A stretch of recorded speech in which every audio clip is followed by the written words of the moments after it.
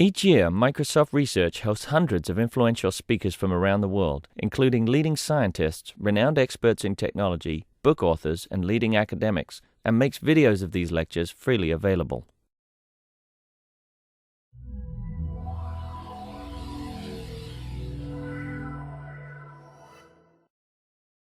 And the author of numerous books, including several bestsellers.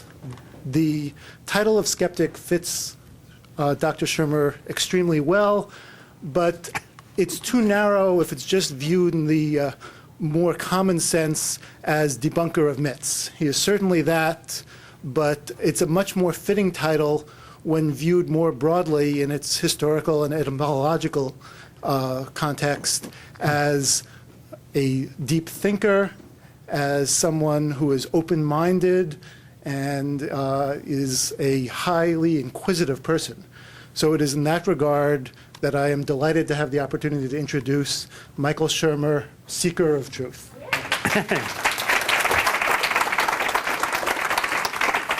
Well, thank you so much. That's a kind introduction. I lose the jewelry, I think. It's all right.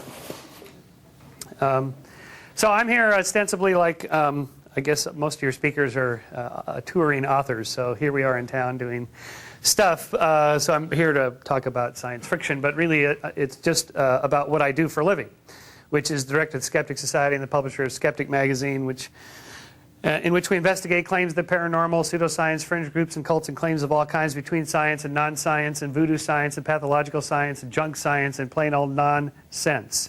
And there's a lot of nonsense. We're accused of being debunkers, but let's face it, there's a lot of bunk that gives us something to do. And that's like trash collecting, one of those duties that somebody's got to do it, and that's what we do. But more importantly, I think, and more interestingly, is not just doing the debunking, but also trying to explain why people believe the bunk in the first place, which gets us into the psychology of belief systems and how the mind works, which is really what I'm talking about today. So here's the new book, and in the context of the other books I've done, the top 3 books are kind of my belief trilogy. Why people believe we're things, why people believe in God, and why people are moral is really what those 3 books are about, which is what I really wanted to originally title them, but the publisher has final say on those things. So. But that is kind of the belief systems, how belief systems work trilogy. The bottom 3 books are the Borderlands of Science is a collection of essays. Denying History is my investigation of the Holocaust deniers or revisionists, how we know the Holocaust happened. Historiography, how we know anything in the past happened, how history should be treated as a science and not as a humanities, and so forth. And then In Darwin's Shadow is a biography of Alfred Russel Wallace. Everything I do actually is in a way a derivative of my work at Skeptic magazine, which I co-founded in 1991, in which we, as a quarterly magazine, investigate a particular theme each time. Whether it's like the future of intelligence on the left there, that is, we asked, are people getting smarter or dumber? Well, I have an opinion on this myself based on anecdotal evidence of a lot of the people I deal with, but in fact there is an interesting effect called the Flynn effect, in which IQ scores are going up by 3 points about every 10 years over the last 80 years. And how can that be? It's just sort of weird, but it's true nonetheless. Is this some sort of cultural thing? Is it that humans as a species are getting better at test taking culturally? We just have more practice? Whatever. So we have a whole analysis of that. Roswell, I mean, who cares what happened in 1947 in New Mexico, because nothing happened.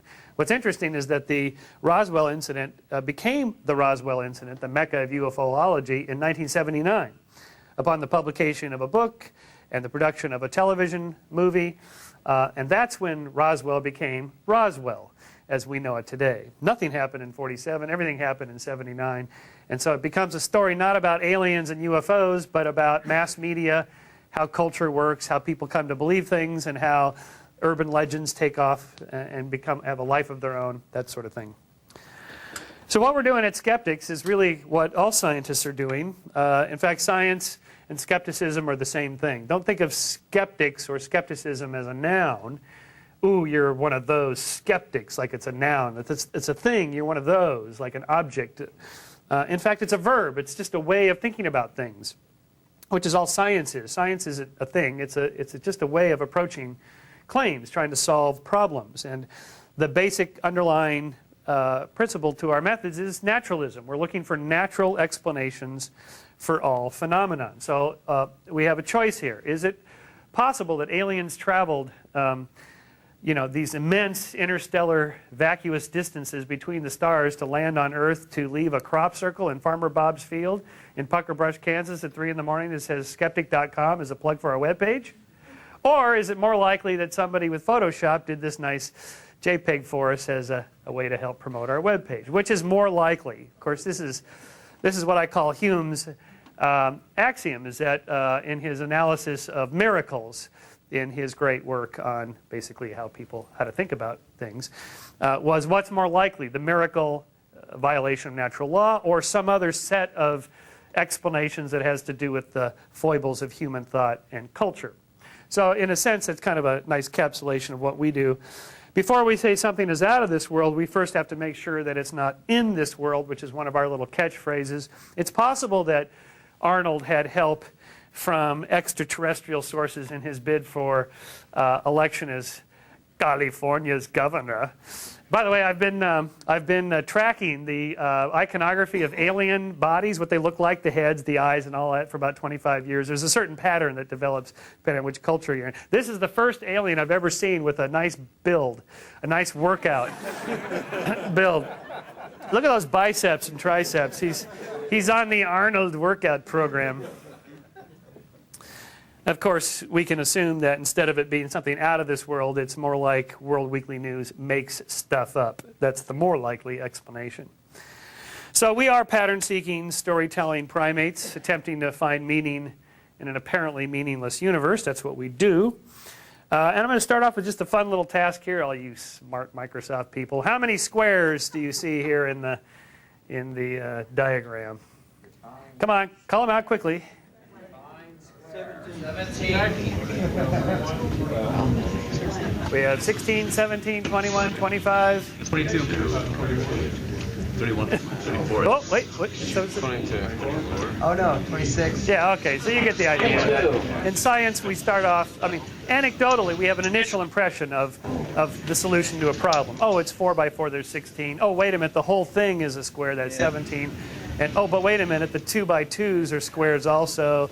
So there's 18, 19, 20, 21, 22, 23, 24, 25, 26. And then, oh, wait a minute, there's 3 by 3 squares, and there's 4 of those 30 total squares.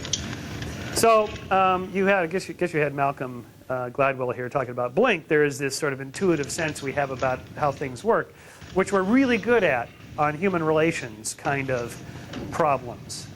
We're not good at statistics and probabilities in terms of blink or in terms of intuitive quick reads. We're very bad at estimating probabilities, for example.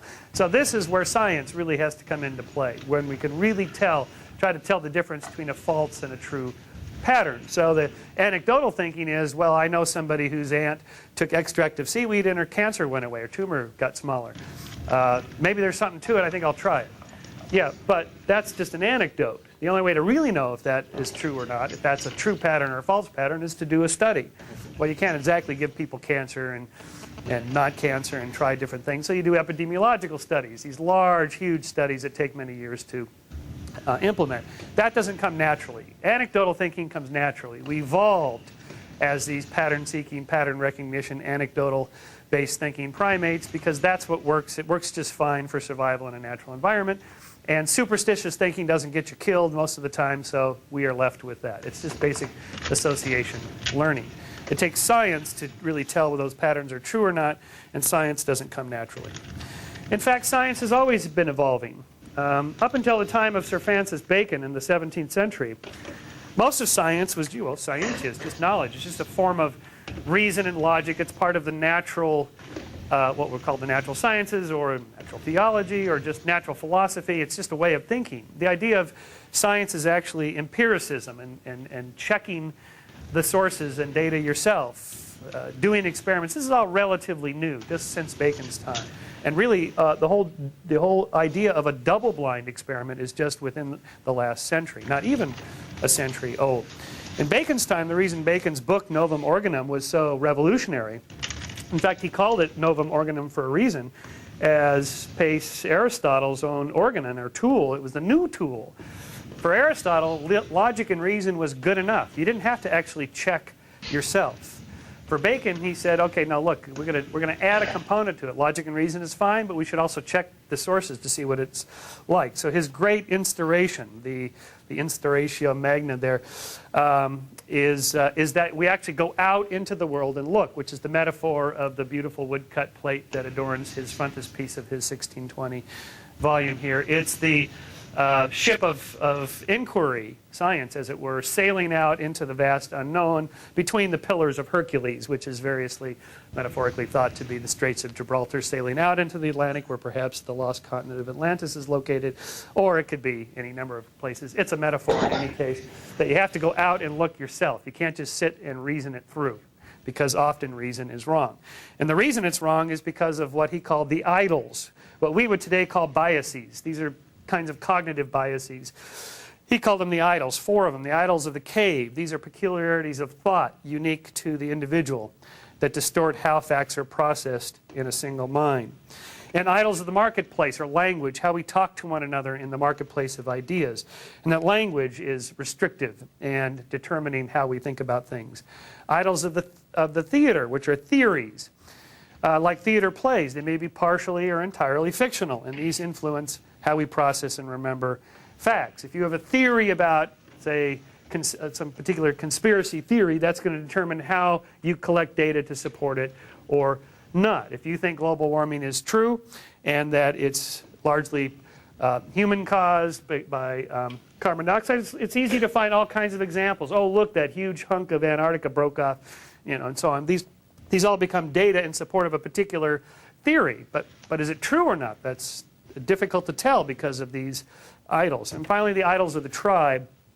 These are the inherited foibles of human thought endemic to all of us. We all have built-in limitations. I think one of them is we tend to see the world in black and white and binary choices, 2 kinds of things like that. So Bacon says idols are the profoundest fallacies of the mind of man. Nor do they deceive in particulars, but from a corrupt and crookedly set predisposition of the mind, which doth, as it were, rest and infect all the anticipations of the understanding. So here's an example of an idol of the tribe. Count the black dots and white dots. So everybody sees the illusion because the black dots don't actually exist. This is occurring at the level of your retina. Has to do with a contrast illusion. But this is inherent to all of us. It's built into the way our brains and, in this case, eyes and retinas are designed. It's how neurons work and how the patterns of neurons fire and that sort of thing. So we all suffer from this particular idol. Bacon says, for the mind of man is far from the nature of a clear and equal glass, wherein the beams of things should reflect according to their true incidence. So we think of the pool of water as a glass with the beam being deflected, although we know that the water is doing this, so we don't think that the pool is being bent. We know it's not bent. You don't have to actually check it yourself. But in other cases, it's not always so clear. Continuing with the quote, nay, it is rather like an enchanted glass, full of superstition and imposture, if it be not delivered and reduced. And I like the M.C. Escher glass there. The enchanted glass is a nice metaphor for what the brain is like, full of superstition. This is what I do. This is why I guess I will always have my job and never run out of ideas. People are full of wacky and weird ideas. I like the Escher metaphor because he was really a master of illusion, or deception, as it were, visual deceptions. You see the impossibility of his 1958 Belvedere structure there. On the one hand, this one's going this way, and at the top it's going that way, if you can see that. So at the bottom it's going this way, and this one it's going into the page, right? But of course, this is a 2D illusion. It's in flatland. It doesn't actually exist, right? Well, interestingly, this Japanese artist Shigeo Fukuda made a 3D model of Belvedere. It's not a very good print. But it's an actual model. It's about this big. And you can see, again, the base is going like this, and the top is going like that, until you see the reveal in which, and there's the artist, the base is an illusion. I mean, the base is solid, but the top is overlapping with the beams. The beams are not actually underneath the base of the top there.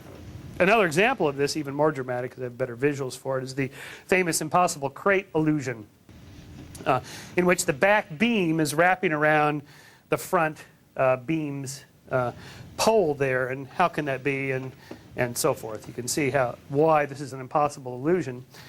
And on, again, flat land, on a flat piece of paper, that's not hard to construct, although it's damn clever. But my friend Jerry Andrus, who's a professional magician who has specialized in constructing illusions, has actually created a 3D version of the impossible crate, and he's standing inside of it. So see if you can figure out how Jerry did this. And then I'll give you the reveal in a minute. Is what? The upright struts, right, and the interior ones are only connected in the middle. And they appear to be connected. That's right. It's an appearance thing. So camera angle is everything.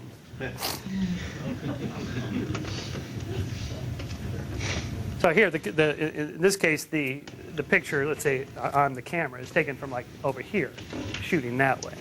So Jerry appears to be standing inside of it. By the way, I gave you a flyer. I gave you 2 flyers. One, how to join the Skeptic Society and subscribe to Skeptic Magazine. The other one is our annual conference at Caltech we're having this May 13, 14, 15 on the brain, mind, and consciousness. We've got the world's top neuroscientists and cognitive psychologists coming to talk about all this stuff. And I'm bringing Jerry in, and he's going to bring all these illusions with him. He ships these huge crates of stuff. He has all these big 3D illusions. They're just cool. You stand inside this thing and your mind is doing all these weird. It's really fun. So you should come to that. It's at Caltech in May. I don't know if you've ever been to San Jose, California, but if you go, be sure and go to the Espresso Garden Café. This is a painting of a scene, although unless you go right up to it, you cannot tell that, in fact, it's just a painting. It's just a solid wall, and there's the outline. The wall, the whole thing is brick. This is just painted on. This is a painting. It's just a solid piece, and I'll show you what it looks like before it was painted on the upper right, where the artist was putting in perspective, John Pugh. The statue there on the left, that's a painting. The girl at the table reading her book in the cafe isn't actually there. And it's so dramatic, it kind of startles people that go into the cafe. They think, apparently there's stories, I don't know if these are true or not, but people go up to talk to her and she's rudely not speaking back to them. The statue's painted. Look at it. It's hard to believe. The idol of the theater, again, this how theories determine how we look at things. This is Edwin Boring's famous wife/mother-in-law. It's the old woman, young woman, flip-flopping back and forth. This is supposed to be the neutral figure. I don't know if you see the old woman or young woman, but so again, depending on which one you're looking at here. If it's the young woman, here's her nose, and this is her chin. That's an ear, and here's her eye, and she's looking that way. Yes? And the older woman, this is her mouth, chin, this is an eye, and she's looking down this way. Now that you point it out. See that? So young woman, eyes looking out this way, nose, chin, that's an ear. Old woman, that's an eye, nose, chin, that's her mouth, and she's looking down this way. So, but the interesting thing about this, illusions tell us something about this. There's actually 3 images that were used by social psychologists in the 60s who took this image to do some experiments with it. Subjects showing an image in which the young woman figure was stronger, then shown this neutral image, they immediately see the young woman every time. Another group of subjects showing a stronger old woman image, then shown the neutral figure, always see the old woman first.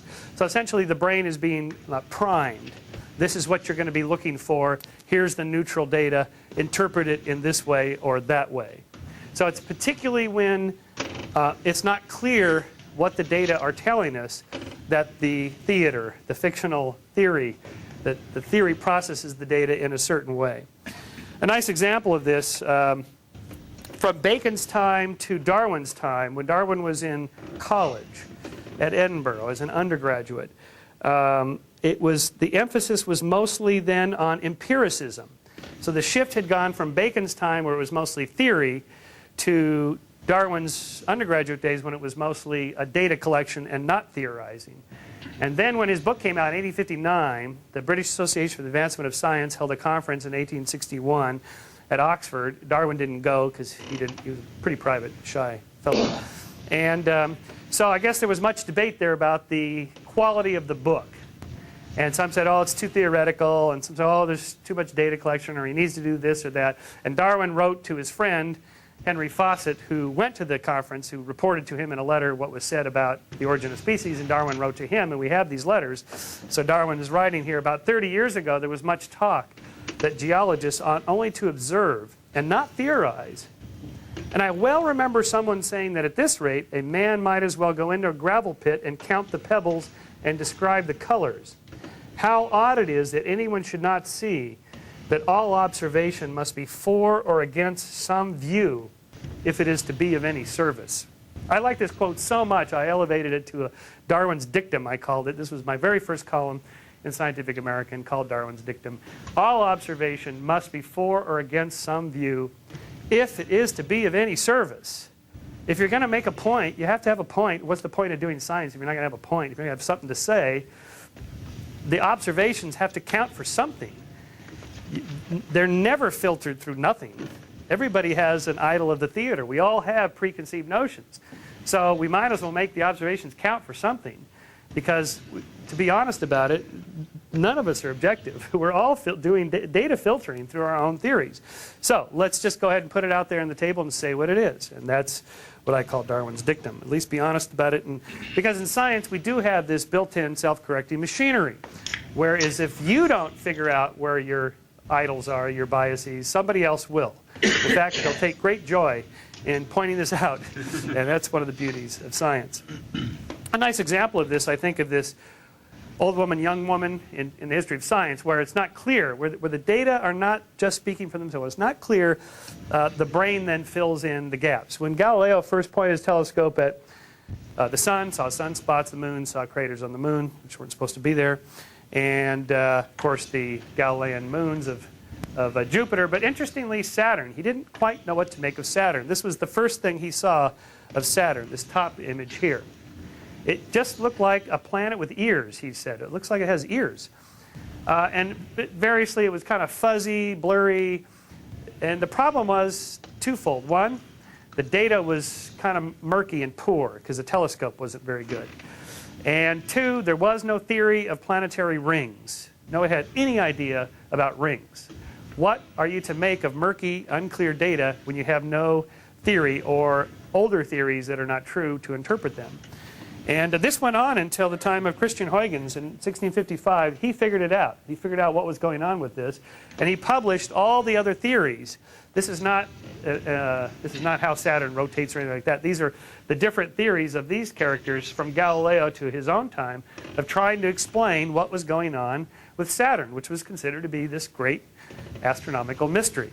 And Huygens figured it out, which is why the Cassini project, the little probe that went into Titan, was called Huygens,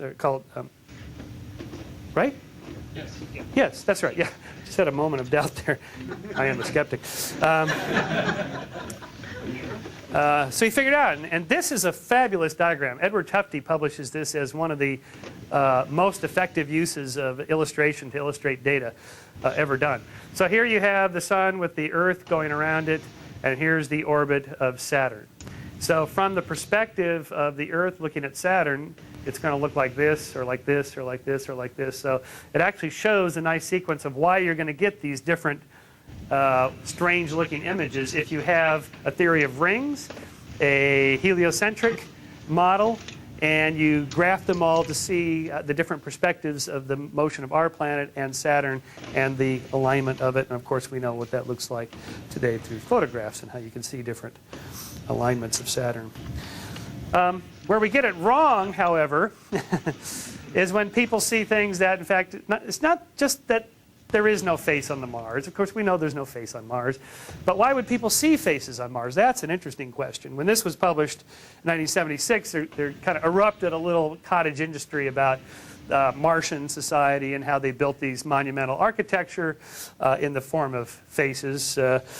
And so finally, in under a little bit of pressure, the guys at JPL said, all right, we'll take a picture as we go over in 2001 with the global survey, and there it is. And you can still kind of make out the face. Here's the two eyes, the nose, the mouth gash, the chin. You kind of still see the image of the face here, especially if you squint a little bit, called filtering. Filter out the details. You can still kind of see the overall, the gross image of the face. But to me, what's interesting is not that these guys think that Martians built monumental architecture, but why would we see faces? What's with faces? And the answer is because we evolved to see faces. Faces are the single most important human characteristic for the conveyance of emotion.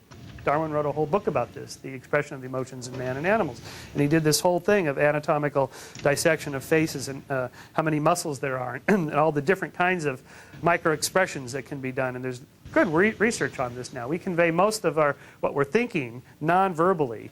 And there's now attempts to tell for lie detection. The lie detector is a bogus machine. It doesn't work. You can beat it really easily, and I'll tell you how if you want to. If you want to know. I learned in 5 minutes how to beat the lie detector. It's really funny.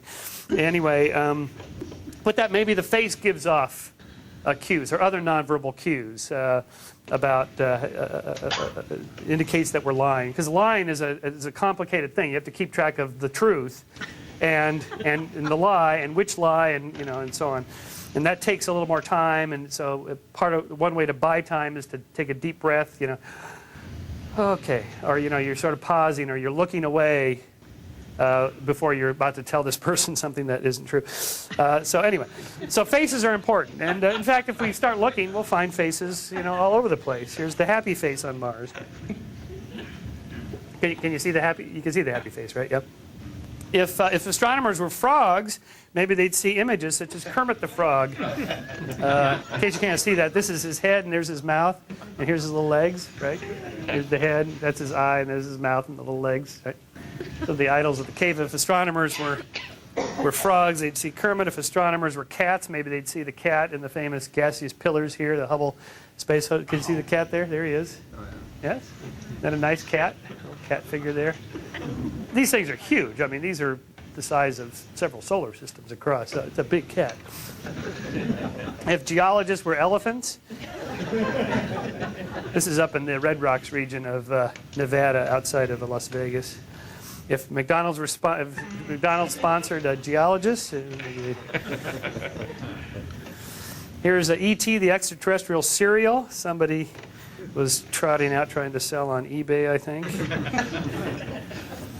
Religious icons are very powerful idols of the theater. I don't know if you can see this, but there's a face here, the face of Jesus. Some people think. I think it looks more like Buddha. See it there? Right there? See the face? I think I actually have a blow-up of that. Yeah, there it is. To me, it looks more like Buddha, whatever Buddha really looked like. Somebody else found the Nun Bun. 1996, this baker in Tennessee discovered what he thought was Mother Teresa's image in a sweet roll, and he lacquered the thing up and charged people $5 a head to come in and see it, until he got a letter from Mother Teresa's lawyer saying, cease and desist. This is America, after all. Somebody sent me this recently, Jesus in a tooth filling. You have to squint a little bit to see it. Can you see it? This is the hair here, and the beard, and the nose, and the eyes. Yes? Right? Awfully low bit rate. You have to kind of squint. Yeah, it's a low bit ratios, right? So here's the beard, hair, nose is here, the mouth is right there, and the eyes. Yeah? This is an X-ray? Yeah, it's an X-ray, yeah. Right. Somebody found Christ on a half shell. Our Lady of Guadalupe on the left, and Our Lady of Watsonville on the right. It's Watsonville, California. It's a tree bark. Looks more like an owl to me, or an eagle. Virgin Mary in Sao Paulo on a glass window. Here's the Virgin Mary in a cheese sandwich. I actually got to see the thing. I was in Las Vegas a couple of weeks ago. And so a casino bought the cheese sandwich for $28,000. Here it is in blow-up form. There's a bite taken out of it. The woman who found it had eaten part of it before she discovered the miracle. Most images of Mary, she's looking down modestly. Here, this is more like Jane Russell, in my opinion. Don't you think?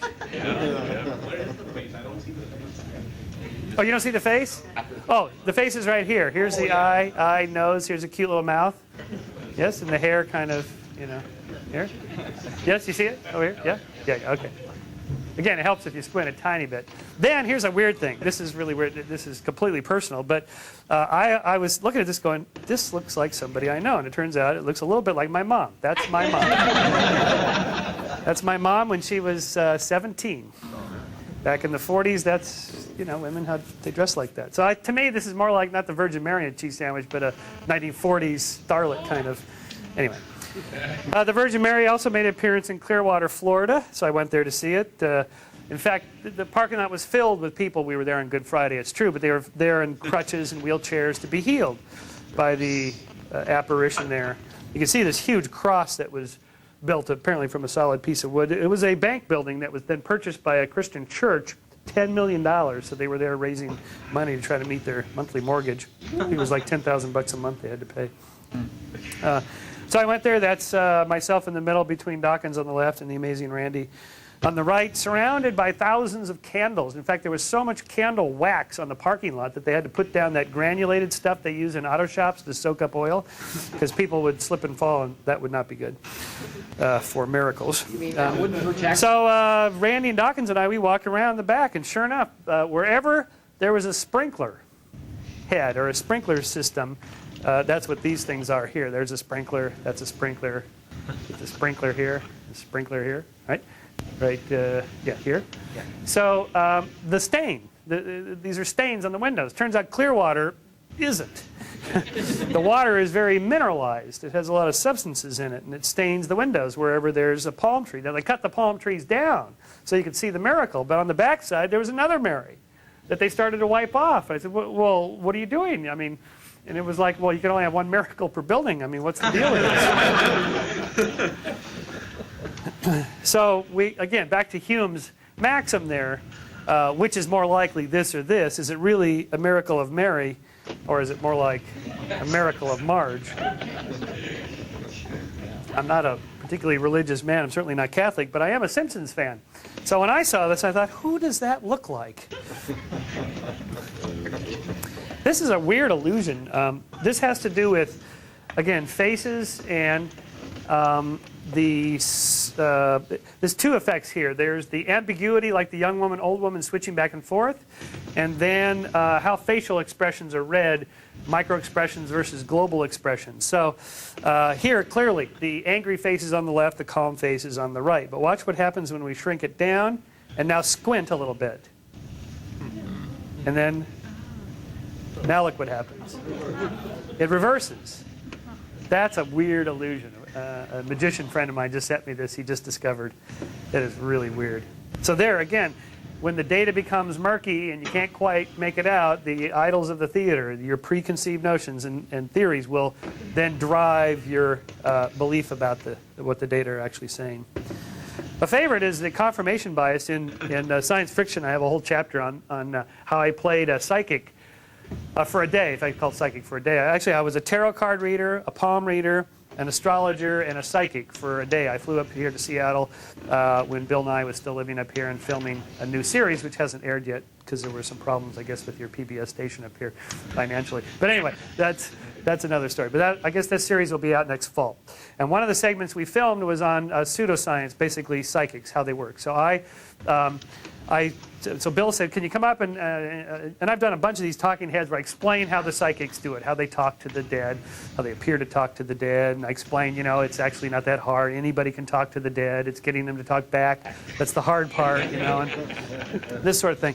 And they do a cold reading, they start off broad and general, and then they work in more specific. They say positive things. You cover things like love, health, money, career. I sense some travel coming up in your future. I sense you're considering some career changes. You're having some financial difficulties right now and concerns. These things are, pretty much true for everybody. But then you go through rattle off all these very specific things. Like the magician that taught me this, a guy named Ian Rowland, wrote a book about this on how to do a cold reading.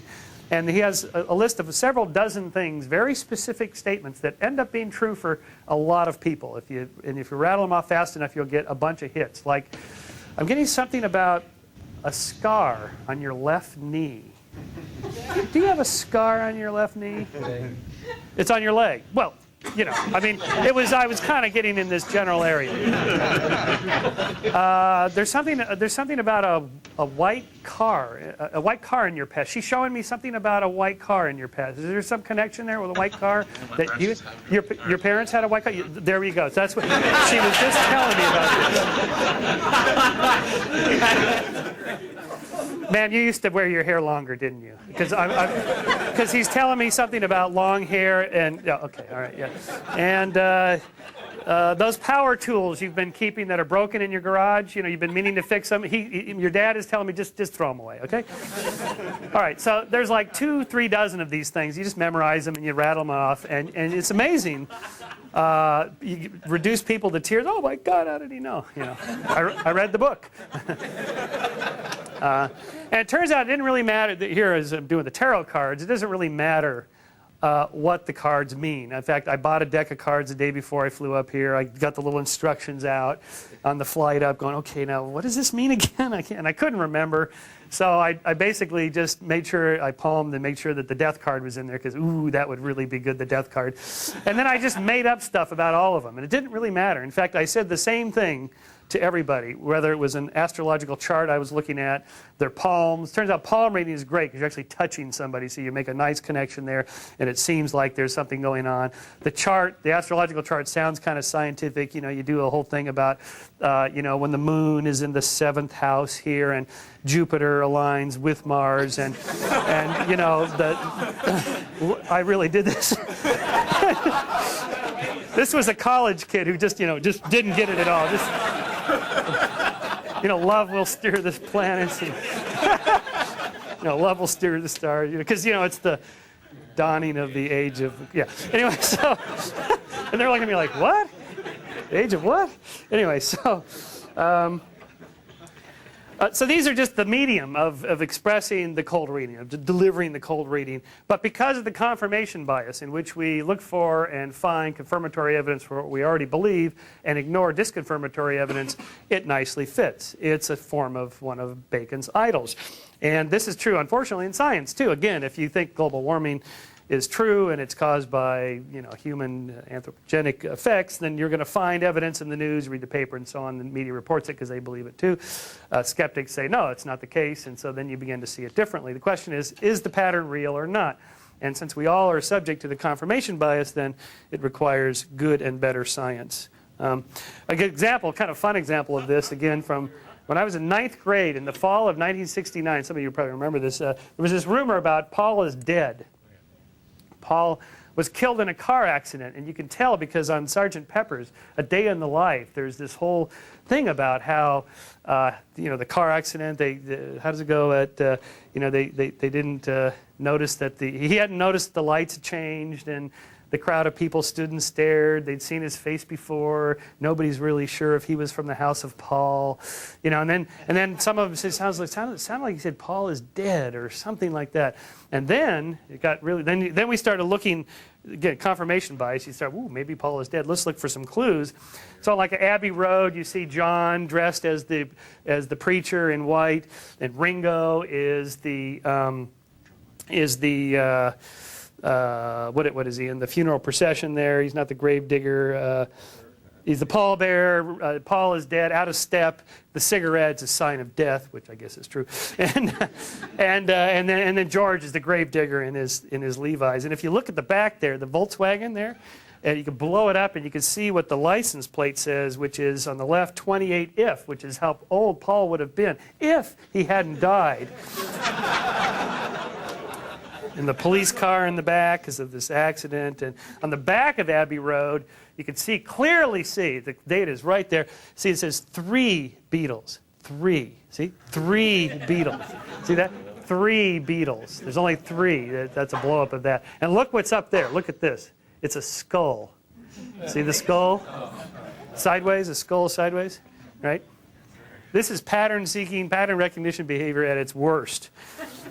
On the Beatles' White Album, the double White Album, there's a one song called Revolution Number 9. And when you played forward, there's a voice in the back that just repeats, number 9, number 9, number 9. And then if you have a really cheap record player, which of course I had because I was in 9th grade, and so you stick the speed switch between 33 and 45, which engages the electronics but disengages the clutch drive to drive it, and then you spin it backwards, and it instead says, turn me on, dead men. Turn me on, dead man. Turn me on, dead man. Through the whole song. Another sign that Paul is dead. Anyway, there's thousands of these. If you Google Paul is dead, just Google, you'll get all these sites, and you can listen to it forward and backwards, and there's like 24 different forward-backward signs that Paul is dead. Well, anyway, judging from the Super Bowl the other day, he's almost, but not quite. Finally, then I'm going to end with one of my favorite idols of the marketplace, or this sort of confirmation, type of confirmation bias. Has a couple of things. The Bible Code was a big hit a few years ago. This was originally based on an actual peer-reviewed statistics journal article in which it seemed like there was a pattern found between famous rabbis and their dates of birth and death in the Hebrew Bible. What this is, and then the concept was popularized by a journalist named Michael Drosnin, and this book was on the New York Times bestseller list for several months, and then there was a second volume that came out 2003, predicted the 9/11, 2 years too late. So anyway, I wrote a column about this. Is usually how these predictions go, because as Yogi said, predictions are really hard to make, especially about the future. So I wrote a column about this. I write a monthly column for Scientific American. I call this Codified Claptrap, the Bible Code. And you know, I showed how it works here. So essentially what you do is you take the original Hebrew Bible, whatever that really means, because there's no original, but the oldest thing we got, and you take all the Hebrew letters and you just string them all together in one long string. Just picture this thing going out for miles. And you run it through a computer program, and you take every nth letter, every 7th letter, every 293rd letter, every 3,627th letter, and you put all those in a block of type. The width of the block is determined by the search code N. So if it's, say, 37, every 37th letter, it's 37 letters wide. And then you just let the block of type run down vertically. And then you look to see what you can find. And now remember, Hebrew is read right to left, but on the skip search program, you're allowed to skip search. You're actually just scanning with your eyes. You're allowed to read right to left, left to right, up to down to up, and diagonal in any direction you like. And there's no operational definition of what close or aligned means for the words, if they're just kind of close. And this one allegedly says, this is right from the book, allegedly says that President Kennedy is to die in Dallas. So apparently 4,000 years ago, God told the ancient Hebrews through this computer code system that somebody named Kennedy in some place called Dallas, would be assassinated. Okay, but why is that a hit? That's considered a hit. And the reason this isn't science is because in science you would have to determine ahead of time what the hit criteria will be. How many letters apart must they be before we say that's a hit or that's a miss? And of course they don't do that.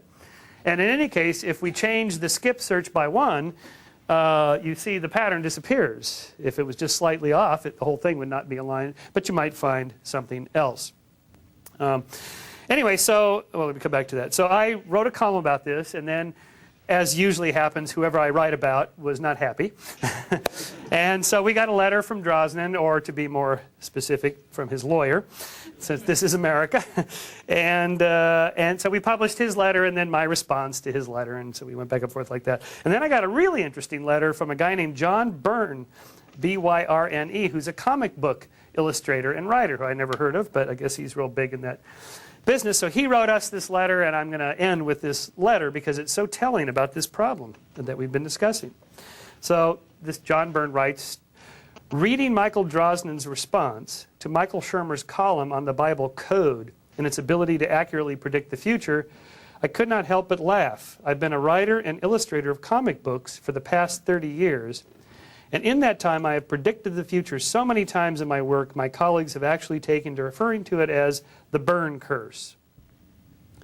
It began in the late 1970s. While working on a Spider-Man series titled Marvel Team Up, I did a story about a blackout in New York. There was a blackout the month the issue went on sale, 6 months after I drew it. While working on Uncanny X-Men, I hit Japan with a major earthquake, and again, the real thing happened the month the issue hit the stands. Now, these things are fairly easy to predict, but consider these. When working on the relaunch of Superman for DC Comics, I had the Man of Steel fly to the rescue when disaster beset the NASA space shuttle. The Challenger tragedy happened almost immediately thereafter, with time, fortunately, for the issue in question to be redrawn, substituting space plane for the shuttle. More recent and chilling came when I was writing and drawing Wonder Woman and did a story in which the title character was killed as a prelude to her becoming a goddess. The cover for that issue was done as a newspaper front page with the headline, Princess Diana Dies. Diana is Wonder Woman's real name. That issue went on sale on a Thursday. The following Saturday, I don't have to tell you, do I? Of course, that's when the real Princess Diana died. My ability as a prognosticator like Drosnin's would seem assured, provided, of course, we reference only the above and skip over the hundreds of other comic books I have produced, which featured all manner of catastrophes, large and small, which did not come to pass. And that's the moral of the story, is that in science we have to count not just the hits, but the misses, and ask, was the rate of hits somehow statistically significant above what you'd expect by chance out of all the statements and questions and predictions made. And in that case, most of these claims that we investigate fall apart fairly quickly. And so that's why, even though it's natural for us to be pattern recognition, pattern seekers, the only way to find out is to apply the rigorous methods of science. Thank you.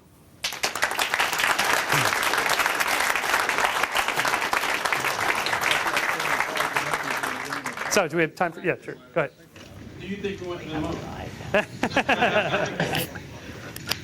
Yeah, I'm one of those pro-Mooney guys, not no-Mooney guys. Yeah, Fox did a whole documentary on did we go to the moon, conspiracy theory, did we go to the moon? And I thought this would just be silly beyond belief, and nobody would respond to this. In fact, kids watching this, born after 1969, thought there must be something to it, especially because they saw it on TV.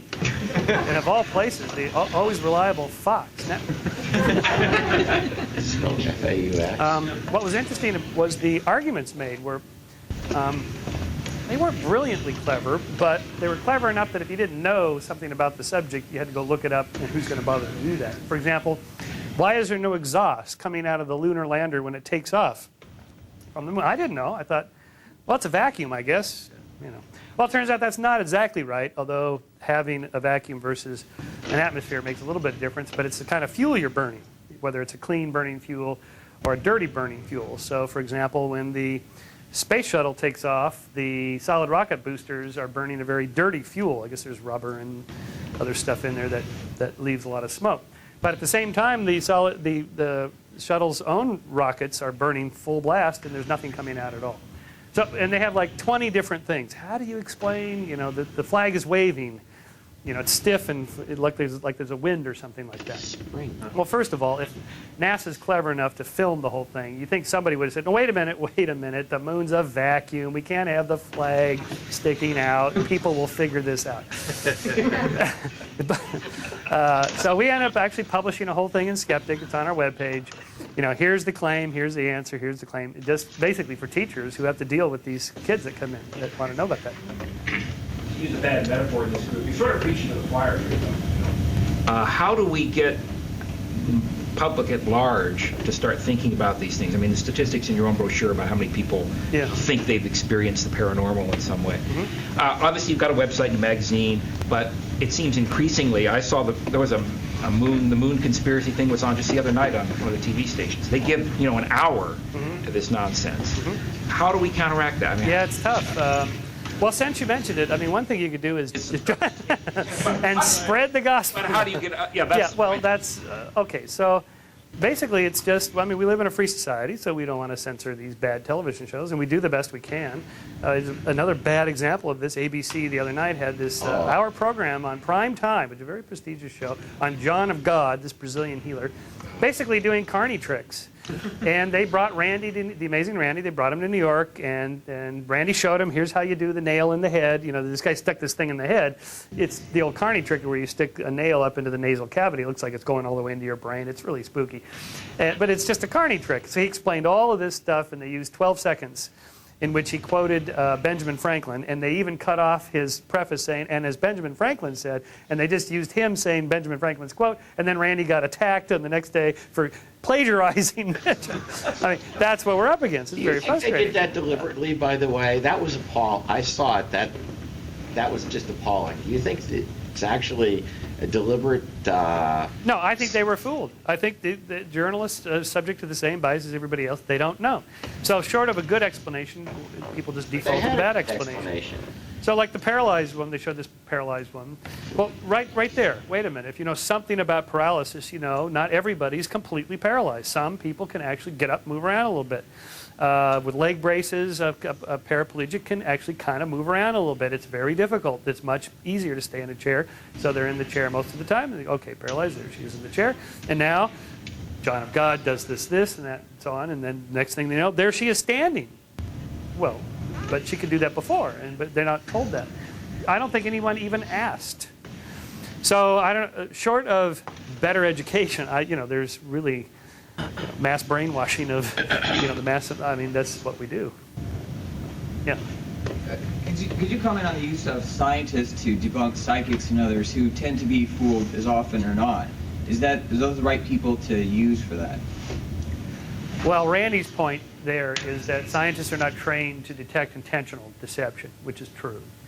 And he realized that back in the 70s. This is when I got into the paranormal stuff, because I thought there was something to it. I was in a graduate psychology program in 76, 77, 78, and Uri Geller was all the rage. And there was these PhD psychologists that I was training to become, so I figured, well, these guys are smarter than me, and they say there must be something to it, And then I saw Randi on The Tonight Show, and he's doing everything Geller was doing, and he's making this point that scientists aren't trained. I went, oh, yeah, he's right. Scientists are trained to detect patterns in nature, whether they're real or not, but not intentional deception, because nature doesn't lie intentionally like humans do. And that's the problem. But I think Randi's work has gotten out there enough that most scientists know that they can easily be fooled, which is part of the fun of doing the illusions, like I did today, just to show, oh, yeah, you really can't tell. Sometimes you just can't tell what's real and what's not. And that's why you need somebody who's an expert in cheating, honestly cheating. Magicians call themselves. Have you ever been in a high-end audio store? I work in audio. This is my pet peeve. I mean, I could rant for an hour, but I'll let you do it. Well, we have an article coming out in our next issue that we just sent off to the printer on audio scams. I never even thought about this until some guy like you wrote me and said, you can't believe the pseudoscience here about the thickness of the wires, or this thing should be made out of wood or something. And make sure you have my email. All right. It's actually Randi in the last commentary hit on that thing you put on top of your CD player. Yes. Well, I went to the webpage. They have the gigahertz tweeter. Wow. Gigahertz. What is it supposed to do? Tweeter. Well, they say you can't hear this because it makes no audible sound. And I'm, okay. I don't know where to go with it. I mean, if anybody... Well, that must be it's a classic example of pseudoscience, right? It sounds scientific. Yeah, but I was reading this. I think people can't believe this, but they do. But you work in a store that sells this stuff? No, I do research. Oh, you do research. I do research into auditory psychology. Oh, right. You remember the green magic markers on CDs? No, there's a story about the green magic marker. I shouldn't take up your time, but I should tell you this afterwards because there's massive irony. The green magic marker was originally proposed to keep the radiation from leaking out of the CD. Oh. Oh, that's right. No, that's right. You're supposed to color the CD in a green magic marker. What do the audio people claim? Make better sound or something? Oh, yeah. That. Well, they're trying to sell you stuff to improve the sound of. There's something about what kind of wires you can get from the receiver to the speakers, and it turns out it really doesn't matter. I mean, you can buy a very cheap wire, or wire that's like $100 a foot or something, and you can't, even more than that, and you cannot tell the difference. These ultimate A/B tests, if you know what you're supposed to hear, you hear it for sure, but if you don't know, you can't hear it. And Same thing with bottled water, by the way, the test done on bottled water. You cannot tell the difference. Well, okay. Say between New York City water and nice bottled water, you can't taste the difference, and there's no health differences at all between them. I did a column on this in Scientific American, and I got bombarded with letters from, like people in Pucker Brush, Kansas. Well, you should come here and taste our crappy water. It's brown. Oh, okay, all right, that may be true, but at least in big cities where there's a filtering problem, apparently it's quite good. Yeah. I laugh with you at these ridiculous things with these religious icons and things, but would you care to comment about serious faith and how that fits in this? Yeah, sure. I wrote a book about this, How We Believe, and basically why I think people believe in God and the role of religion and so forth. And I used to be religious. I went to Pepperdine University. It's a Church of Christ school. I was pretty serious about it. I went knocking on people's doors to tell them about God and Jesus and the whole thing. And then later I got into science and became sort of an atheist, and I went around to those same houses and knocked on their doors. I take it back. I was wrong. Okay, not really, but okay, there's several things at work here, because religion's a really complex social phenomena that is not subject to a single explanation. It isn't just a way of explaining the natural world, for example, because science does that so much better, and despite the rise of science, religion is flourishing quite well, if not even better. And I don't think, in any case, people go to church, for example, to hear an explanation for the origin of the cosmos or where humans came from. That's not where they go. They go, the music, their friends are there, it's a social thing. They want an inspirational message, something about morals and meaning in life, that kind of stuff. Kind of stuff science has nothing to do with and really has little to say about, so people don't get that from science. So it's not going to go away. That's a lot of secular humanists and atheists think, boy, if we can just get the word out there about, the scientific worldview, religion will fall into disuse, like Marxian government will fall into disuse. No, it won't. And the experiment's been run. For 100 years, we've had solid secular education in America and the rise of science, and never have more Americans, the greater percentage of Americans, believed in God and attended church and been involved in religion. In fact, the conservative notion that we need to get back to the good old days of the founding fathers when America was a religious nation, that's just baloney. It's not true. We've never been so religious. You want to get back to the good old days, people were much more secular, didn't go to church as much and so on. The good old days, the Enlightenment? I mean, that's a religious organization now. The which? I saw one. No, the Enlightenment movement? Oh, well, yeah, right. Well, that's a different, okay, so how do we derive morals? So it has to do with, I think, upbringing, social psychological needs that people have. I don't really buy the God gene, God module, God part of the brain stuff. The temporal lobe research about people hearing voices, all that stuff is great for explaining things like Martin Luther's conversion experience, or Saul on the road to Damascus, falls to the ground under the voice of God, and Joan of Arc hearing the angel speaking to her. Okay, those people are hallucinating. They're having some sort of temporal lobe seizure, maybe something like that. But the average person doesn't talk to God. They don't hear voices.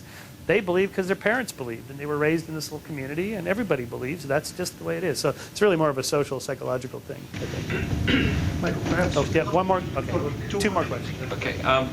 I first became aware of you on that great PBS series, Question of God, was it? Who was the commentator there? For you? A guy named Armand, Harvard professor, a psychiatrist. Yeah, it was in Harvard, right? And I remember watching this whole series, and it was you and the lawyer across the table from you seemed to speak the most intelligently, and everybody else was. And then there was the. Well, your perception is a very accurate thing. Now, which one of those four was that? So anyway, what has he learned from it? I mean, they don't really say. He sits there as a commentator and asking you, what perception do you get from him? Oh, he was a believer. Really? But a better, pretty cautious, thoughtful one. He wasn't a Bible thumper or anything like that. Right. The interesting thing about that experience, this is a 4-hour documentary series called A Question of God, C.S. Lewis, Sigmund Freud. as an excuse to talk about science and religion, and they had a panel of us. I didn't know where they got these people until I got there. Yeah. A couple of them were like friends of the producer. One guy, the business guy, put up the money to start the film. I went, okay. Oh. The guys were going, what is this guy doing here? And I found out at lunch, oh, he gave the money. Oh, I see. Okay, I got it. The doctor guy's from Seattle. He was a Harvard-trained physician. The interesting thing about that, he gave up the whole thing at the end of the second day, did 2 full days of filming. And this guy said at the very end, unfortunately it was like a 20-minute speech, but because you got to speak in sound bites so they won't use it. He said, you know what, I think Shermer's probably right about all this stuff. It really just is an article of faith. The resurrection, who knows if it happened or not. And if you don't believe it, you might as well not be a Christian. So yeah, it's just an article of faith. I just believe because it makes me feel good. When people die, I feel really bad, but if I think they're going somewhere, I don't feel as bad, so that's why I believe it. He gave up the whole thing, and he was crying. The whole thing was very dramatic. But it took him so long to get it out, they couldn't use it. Because he was a fence setter. Yeah. That was a, Yeah. yeah. So the commentator. Okay. We'll do one here, and then I'll do. Yeah. You know, I hate to get back to something that Bob said, but everyone in this room is on the choir, and the choir is shrinking. And what you're saying, I mean, this theory that religion, we scientific people have this theory that science doesn't have anything to say about these particular aspects, and that's where religion can stay, and that's well and good, and science and religion aren't in conflict with each other. And we may all believe that because it's comforting to us, but it's not comforting to people, to religious people. Most people who believe today, and probably an increasing majority of them, think that science and religion are in fact in conflict, right? Because the only way they're not in conflict is what you just stated, which is to say that as long as we accept that our religion is a comforting story that we give ourselves because our parents had it and because it makes us feel better, then it's not in conflict. But if you really believe that your religion is real, then it is in conflict with science, and you can't deny that. And we've been saying for 100 years that, you know, religion is going to go away, or better education is going to make people less credulous. None of that's working. Yes. Yeah, it's a problem that there's no conflict if you don't push it too far. Rarely does anybody say, like the guy, you know, I guess I can't really prove any of this. It just feels good to me. I mean, Martin Gardner, Mr. Skeptic, I mean, he's one of the founding fathers of modern skepticism. He's a fideist. He believes in God. He prays. He thinks there's an afterlife. He says, I can't prove any of it. In fact, I think the atheists have slightly better arguments than the theists. You know, it goes both ways, but I think the atheists are probably more right. But I believe because it makes me feel good. Boy, that takes a lot of intellectual courage to say that and admit it, but you know, hardly anybody does. So there's no conflict if you keep your mouth shut if somebody's insisting that it's actually really true and that they can prove it or something. And if they say that, well, my job is to say, well, yeah, okay, prove it. Let me see what you got. And that's where we come in. Largely, we stay away from religion except for when they make claims, empirical claims, like the creationists. No, this is not an article of faith. You can actually prove scientifically that this is a signal in the noise. This is intelligently designed, and here's the argument. Okay, then let's address it that way. But most people don't. But to say that it's just a social construction because you were raised that way, it doesn't feel good to hear that. Because this is called the attribution bias. We attribute to ourselves rational reasons for belief, and we attribute to others emotional reasons for belief.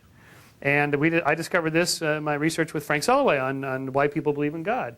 You ask people why they believe. They almost invariably say, oh, the good design of the universe, and the beauty and nature and harmony and so on, and complexity, and how could this all come about, the 747 at a pile of junk in the warehouse. They give all these arguments they've sort of heard. And then you ask them, why do you think other people believe in God? And they'll say, well, they were raised to believe. Their parents were that belief. They have emotional need and comfort, fear of death, stuff like that. Things they would never say. Why do you believe? Oh, because I'm afraid of death, and my parents told me I'm supposed to believe this, and I'm an idiot, so I believe whatever people tell me. And then after I published my book, this is all in How We Believe. I got a paper from a UCLA political scientist who found the same effect with Democrats and Republicans. That they ask a Democrat, why are you a liberal or whatever? Oh, because it's a better way to live, more freedoms, civil liberties, and so on. They have all these, statistics and arguments for economics and so on. Why do you think these people over there are conservatives? Why are they Republicans? Well, they're just heartless, greedy, selfish. They were raised that way and so on. But you ask the conservatives, they'll talk about the bleeding heart liberals, and they just feel bad for the poor, and they're kind of pathetic and so on. But why are you? Because I believe in free market economics, greatest wealth, the greatest number, and Adam Smith, and they'll give all these rational arguments. So it's just a basic attribution bias. You also address with this idea that science also is a religion. Because I mean, it has people that espouse that certain views they can't. And new views are not tolerated very well. Yeah, sure. Even if there is empirical evidence. Yeah, of course. But it's all religion. The argument against that is that if science is religion, then the government's a religion, and everything's a religion. In which case, nothing's a religion. All human. But religion requires almost universal acceptance of what it means when we're talking about religion as belief in a higher power, and adherent to a set of beliefs that are largely invariant. Now, science, because it's done by people, may be resistant to change and conservative at times, but in fact, it changes all the time. And if you don't get out of the way when it's coming, it's too bad for you, because it does happen all the time. Maybe over 50 years. But well, but it happens. In the long run. You rarely see a theologian or a politician say, you know what, I was wrong. I've re-looked at the data and I'm switching parties. In fact, it's so rare that when it happens, it's a front page story. My God, Senator so-and-so switched parties. Oh my God, it's unbelievable. Whereas scientists do this all the time. Maybe not as often as they should and so on, but they do. Okay, last question. All of this discussion is based on the idea that truth is important. But truth is only important if you're going to use it somehow. For example, your friend magician is showing me this box, and I might decide it's a ruse or not. But if I think of a way to use that particular type of a box, then I'll quickly discover that it's an illusion. Or maybe it isn't. Maybe I can use it somehow. So unless you're going to apply this knowledge that you're getting, notion of truth is not really important. In many of the things we've discussed here, it's not really important whether something is true or not, because you have no practical way of using that information. Only once you're kind of getting closer to having value of the information does it become important. And in most of science, any religion, you're trying to discover truth independent of what you're going to do with it, as if there is truth separate from what you're going to do with information. Okay. So what?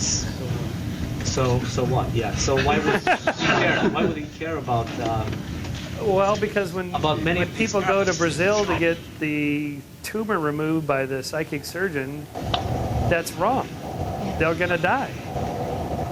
If you want to get a spacecraft to Mars, you use astronomy, not astrology, because it works. That's why.